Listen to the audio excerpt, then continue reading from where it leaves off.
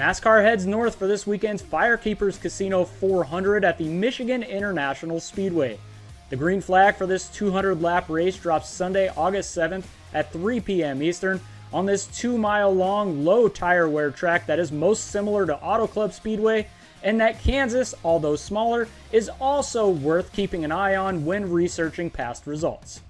Checking out a few track trends in history, NASCAR first raced at Michigan back in 1969 and did so twice a season all the way up until last year. Ford has been the most dominant car manufacturer, winning 7 consecutive races on this track, with Toyota winning just 1 over the last 19 trips here.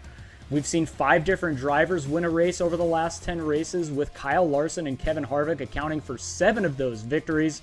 Also, over the last 10 races, starting position has been absolutely crucial, with 6 of the winners starting inside the top 3 and all but 1 starting in 12th or better. There's been an average of 6.6 cautions per race over those last 10, and an average of 4 drivers have led multiple laps over this stretch.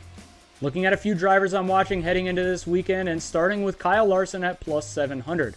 Larson hasn't been the dominant driver he was last season, but he's still been running pretty good, and Michigan and Auto Club have been very kind to him throughout his career. He's won 5 times at these tracks, and he's placed 3rd in his last 2 trips to Michigan. As a matter of fact, he qualified on pole and led 70 laps during this race last season. He won the Auto Club event earlier this year, leading 28 laps during that race, and he started 3rd and finished 2nd while leading 40 laps at Kansas earlier this season. The next guy I'm watching heading into this weekend's race has got to be Tyler Reddick at plus 1200. In his 5 career races at Michigan and Auto Club, his best career finish is 11th, with the other 4 being all 18th or worse. But in the next-gen car, he was fantastic at Auto Club Speedway, winning stages 1 and 2, leading 90 laps all the way up until he suffered a left rear flat, which cost him the race there. He was fantastic at Kansas earlier this season, qualifying 2nd, leading 24 laps, and running inside the top 5 pretty much the entire first half of the race before suffering another issue, crashing into the wall there.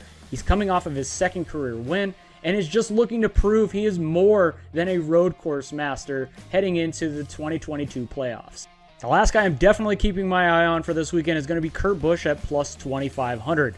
Ty Gibbs did well enough in that number 45 car to indicate to me that that team has plenty of speed, especially at a track that Kurt has done pretty well on in the past, and if he does race, should be in line to potentially compete for a top 10 and maybe even a top 5 or victory at this track.